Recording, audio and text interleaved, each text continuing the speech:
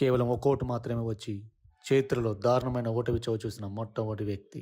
గాయపడనా నీ ధిక్కార స్వరం, ఎవరై ఉంటారు నీ పక్కలో బల్లెం. ఓ పోరాటాల వీరుడా, నీకు ఓటు పోటు పొడిచింది ఎవరో తెలుసుకోరా.